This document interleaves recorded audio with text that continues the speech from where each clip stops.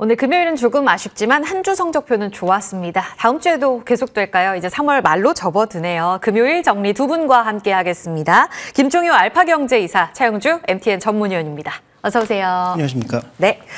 자, 양지수 오늘은 좀 숨고르게 들어가는 모습인데 신고가 부근에서 움직임 나오고 있습니다. 코스피는 연고점, 코스닥은 지금 906포인트 선, 어제 연고점, 오늘은 딱 그 부근에 멈춰 있습니다. 주간으로 너무 좋은 성적표를 보여주고 있고 월도 마찬가지죠.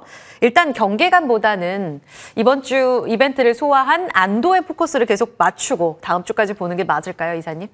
일단 뭐 3월은 거의 지나갔다라고 봐야 되는 주 이벤트가 모두 마감된 상황이죠. 네. 그러면 추가적인 연료는 뭐가 있을까라고 보시면 결국은 실적밖에 없다라는 것이고요. 그러면 실적 발표에 뭐 다 아시는 것처럼 출발점은 우리는 4월 초반에 삼성전자의 실적, 뭐 LG전자나 LG엔솔의 가이던스를 보는 것이 실적의 출발점이죠. 그러면 아마도 제 생각에는 지수는 여기서 더 가속도를 붙이기엔 쉽지 않다.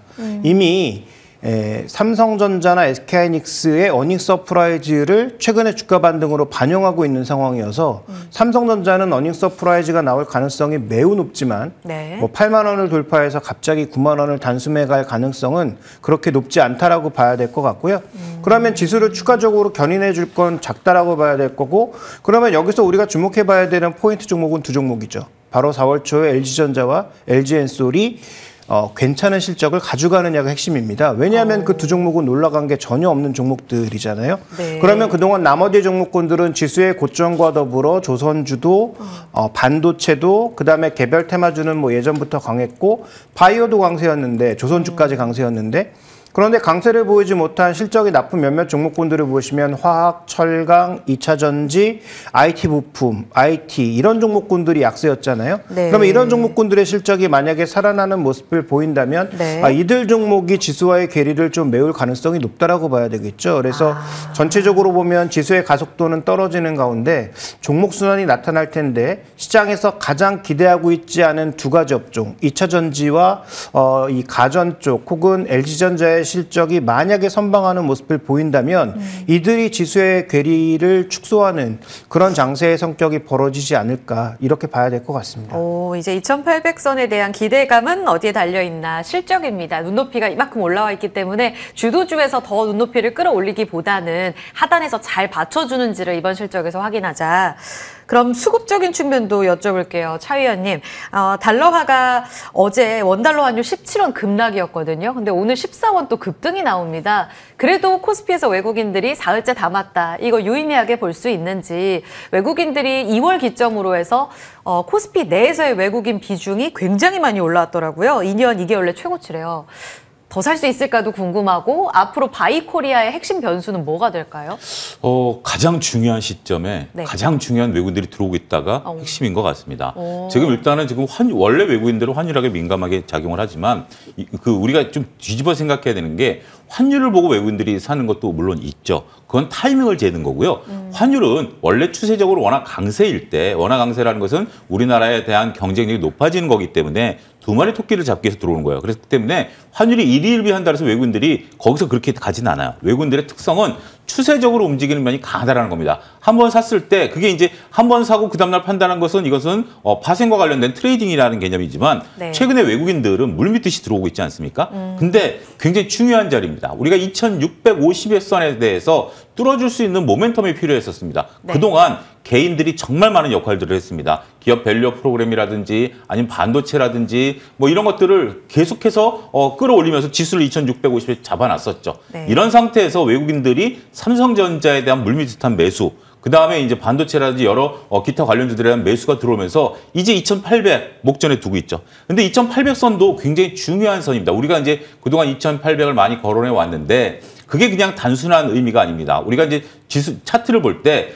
그러니까 지지선이 깨지면 그게 저항선이 된다라는 얘기가 있습니다. 뭐냐면 쭉 떨어지다가 이 선이 이제 지지가 되면서 여기서 통통통 튀다가 이게 딱 깨지면 오히려 이게 벽이 된다라는 거거든요. 그러니까 지지선이 깨지면 이게 벽이 된다라는 건데, 이 지지선은 2022년 우리가 6개월 동안 횡보하면서 막아냈던 지지선이에요. 이게 깨지면서 2100까지 갔다가 지금 다시 2800을 못 뚫어주는 거 아니겠습니까? 근데 이걸 뚫어주면 어떻게 되죠?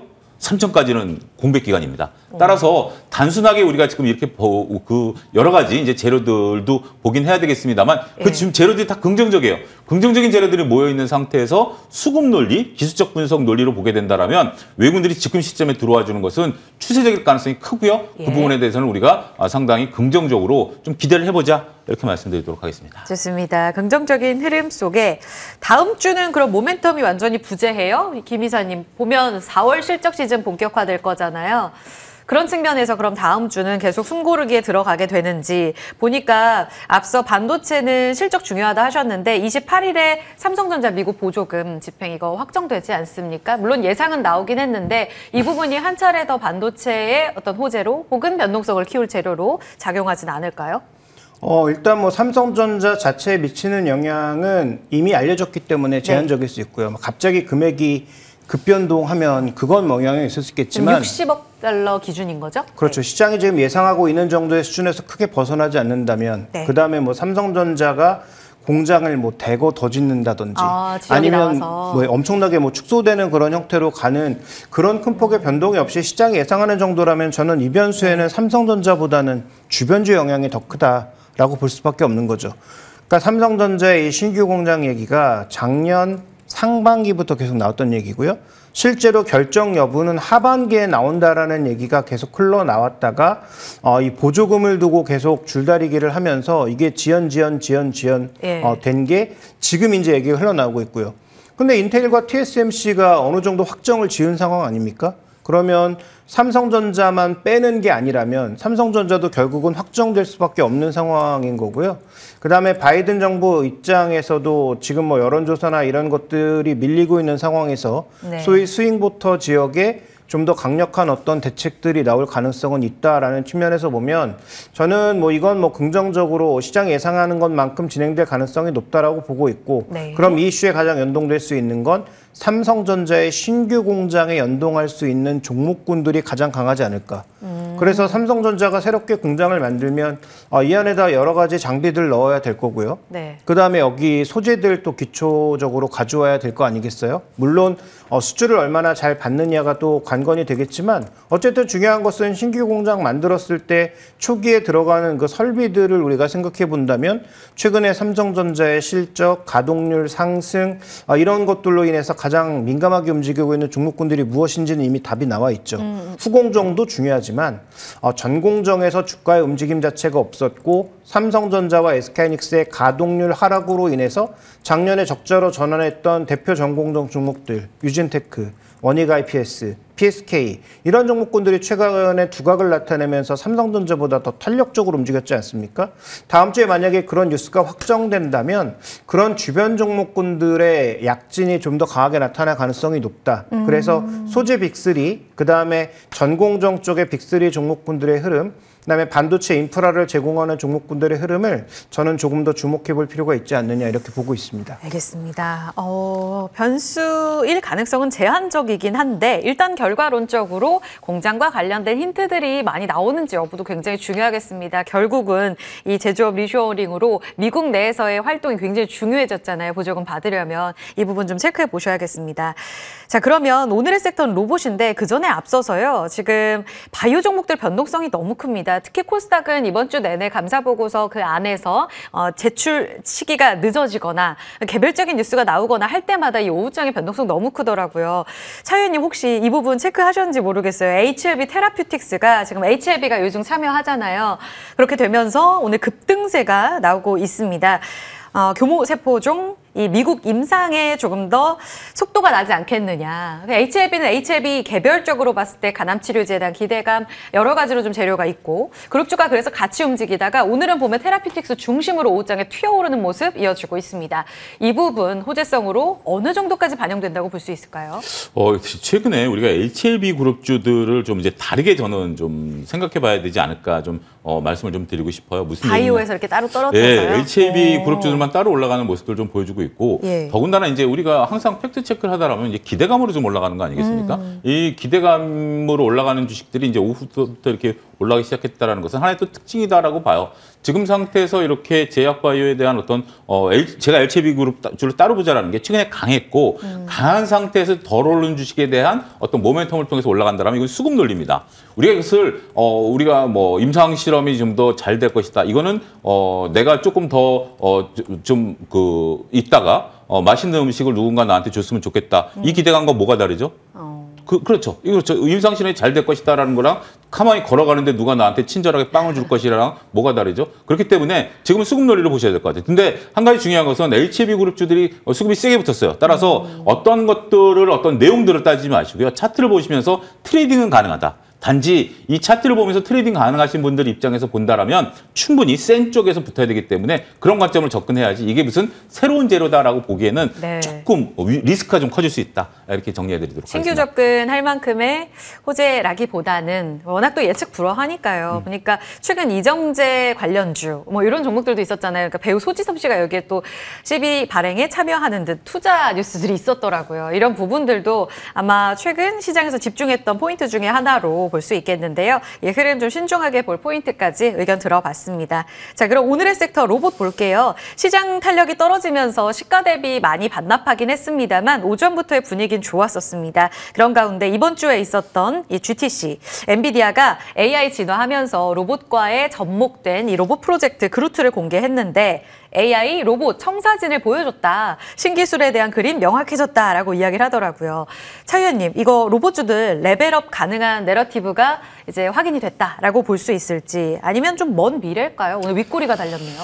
일단 뭐 냉정하게 보면 좀 미래죠. 아직 뭐 당장 로봇이 나온다라는 건 아니면 생각보다 좀 빨라질 수 있다라는 거 아니겠습니까? 우리가 좀 로봇이라는 것은 이제 두 가지로 구분할 필요가 그러니까 몇 가지로 구분할 필요가 있을 것 같아요. 우리가 이제 산업용 로봇 같은 경우는 이미 어느 정도 공장의 포화 상태다라고 말씀드릴 수가 있겠고, 예. 그다음에 이제 우리가 기대감을 가진 것은 협동 로봇이라든지 휴머노이드 로봇에 대한 기대감들 아니겠습니까? 그렇죠. 근데 이제 협동 로봇 같은 경우는 시장이 그렇게 크진 않아요. 우리가 이제 협동 로봇 같은 경우 이제 뭐 이렇게 몸이 좀 불편하신 분들이라든지 어르신들이라든지 아니면 공장에서 쓰는 것들인데 그건 이제 그 필요에 의해서 사용하는 것이지 우리가 이제 어떤 시장 규모가 그렇게 크지는 않아요. 근데 휴머노이드 로봇은 아직까지 우리가 개념 자체가 좀 모호합니다. 이것을 가지고 어떻게 활용할 것인지 어떻게 쓸 것인지에 대한 개념도 좀 모호하죠. 근데 단지 직관적으로는 이해하기 쉽죠. 영화를 봤기 때문에 영화처럼 될 것이야 라고 하는 것처럼 직관적으로 이해를 할 수 있습니다만 굳이 이 로봇을 써야 되냐라는 부분들을 보면 물론 우리가 이제 뭐 인구가 고령화되고 사람이 없다라고 하는 건데 그거는 어떤 하나의 명제지 이거를 우리가 쓴다라는 개념은 좀 다르죠. 단지 네. 이제 엔비디아의 인공지능이 이제 발전하고 우리가 이제 H100에서 B100으로 블랙랙이 들어오는 거 아니겠습니까?